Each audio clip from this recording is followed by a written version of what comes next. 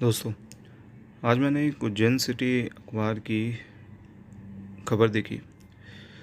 उस खबर में लिखा था कि एक लड़की जो सड़क से गेहूं बटोर रही है, उसके भाई बहन भूखे हैं, वो गेहूं ले जाके अपने भाई बहन की भूख मिटाएगी।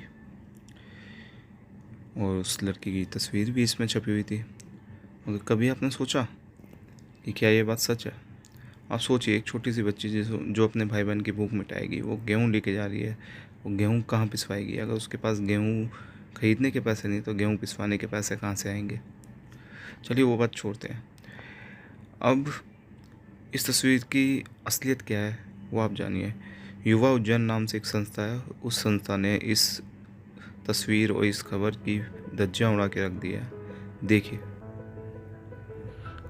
आइए जानते हैं पूरा सच। तुम्हारा क्या नाम है? कार्तिक। तुम्हारे कितने भाई बहन हैं? 4। और तुम्हारे घर में पापा मम्मी?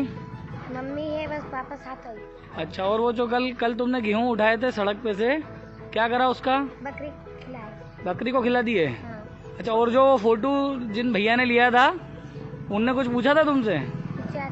अच्छा, तो उन्होंने तुम्हारी कोई मदद नहीं करी? अच्छा, चलो ठीक है।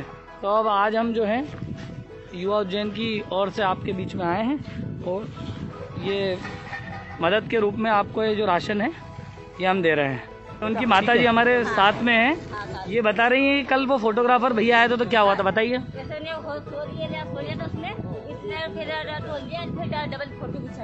फोटो खिंचवाने के लिए ढुलवाया उन्होंने? पहले तोल लिए थे, फिर बोले वापस से ढोलो, फिर शुरू आओ फोटो लेने के लिए, पेपर की न्यूज बनाने के लिए। ये देखिए, दैनिक भास्कर पेपर के अंदर आज एक न्यूज आई हुई है जिसमें इस बच्ची को सड़क पर से गेहूं बीनते हुए बताया गया है और बड़ा ही मार्मिक चित्रण इस ब्रांडेड अखबार के द्वारा आज यहाँ पर किया गया है। पर मेरी समझ में ये बात नहीं आती है कि जब इस पेपर ने हजारों रुपए, लाखों रुपए गरीबों के लिए डोनेशन की मांग की है, तो इसके फोटोग्राफर ने इस बच्ची की मदद के लिए कोई प्रयास क्यों नहीं किया? आज हमारी संस्था के द्वारा ये मदद तो की जा रही है, मगर जितनी भी संस्थाएं उज्जैन के अंदर आज मदद और सेवा का ये जो कारवा चल रहा है, और पिछले 40-50 दिनों से उज्जैन की कई संस्थाएं किसी को कोई भूखा ना सोए इसके लिए प्रयासरत है, उन सबको ठेंगा दिखाती हुई अखबार की ये न्यूज़। दोस्तों, ये तो बात रही दैनिक भास्कर अखबार की। आइए मैं आपको दिखाता हूँ कैसे देश के कुछ बड़े पत्रकार अपनी बात से मुकरते हैं, कैसे उनका दोगला चरित्र सामने आता है। इस वक्त जो जांच में बात सामने आ रही है कि तबरेज वहां पर गलती से फंस गया था। चोरी शायद उसके 2 दोस्तों ने की थी, मगर तबरेज फंस गया और भीड़ ने उसके साथ ये इंसाफ किया। मगर मैं जानता हूं आप लोगों में से क्या कहेंगे कुछ लोग कि अच्छा है, चोर के साथ तो ऐसा ही होना चाहिए। आप लोगों में से जो लोग ऐसा सोच रहे हैं ना, मैं आपको बधाई देना चाहूंगा। बधाई कि आपने भारत को तालिबान शासित अफगानिस्तान बना दिया है। अब देखिए आपकी स्क्रीन पर इस घटना की हकीकत। क्या आप जानते हैं कि इन 3 लोगों को इस भीड़ ने क्यों लिंच किया था? क्योंकि इस इलाके में बच्चा चोरी को लेकर एक अफवाह फैली हुई थी। लोगों में जबरदस्त गुस्सा था और ये 3 बेकसूर उसमें फंस गए। मैं आपको एक और चीज बताता हूं, यहां पर माहौल किस तरह से ज्वलंत था। 3 दिन पहले एक असिस्टेंट पुलिस इंस्पेक्टर आनंद काले और 3 अन्य पुलिस कर्मियों और साथ ही एक डॉक्टर पर कुछ लोगों ने हमला कर दिया था।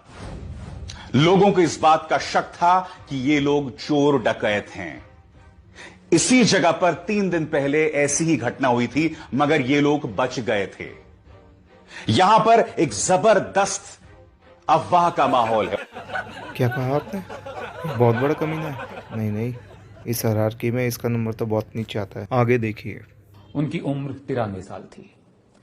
हमारे यहाँ एक बहुत बड़ा पाखंड होता है, दिखावा होता है कि जो दिवंगत हो जाए, जो इस दुनिया में न रहे, जिसका देहांत हो जाए, उसको अचानक से महापुरुष बना दिया जाता है और फिर जो जिस तरह की श्रद्धांजलियां दी जाती है, ये समझा जाता है कि this is politically correct to praise a person after he is gone.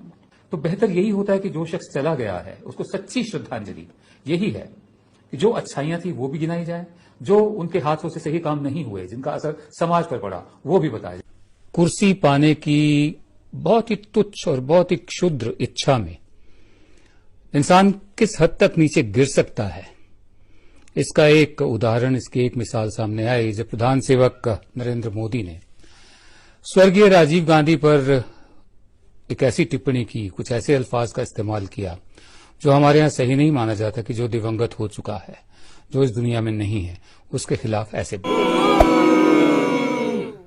20 का भी बाप आना बाकी है, आगे देखिए। अच्छा होता ट्रेन चला दी जाती और ट्रेन में देह से दूरी का पालन करना आसान भी होता और एक रेलगाड़ी में बस की तुलना में ज्यादा लोग आ भी सकते और कम से कम समय में ज्यादा से ज्यादा लोग एक जगह से दूसरी जगह पहुंचाए जा सकते थे। कुछ मुख्यमंत्रियों ने इसकी मांग भी की लेकिन अनसुनी कर दी गई। केंद्र सरकार ने आखिरकार मजदूरों को रेलगाड़ी से वापस भेजने का फैसला कर लिया। तो क्या हम इस संकेत के रूप में इसे देखें कि तालाबंदी की प्रक्रिया भी और चल सकती है? क्योंकि जब आप मजदूरों को दूसरी जगह पहुंचाने का फैसला कर रहे हैं, वो भी महीना भर से ज्यादा गुजर जाने के बाद, तो क्या आपने ये सोचा है कि अगर तालाबंदी टूटेगी तो कारखानों को, दुकानों को और बाजारों को चलाने के लिए इन मजदूरों की वापसी के लिए क्या फिर से ट्रेनें चलाई जाएंगी?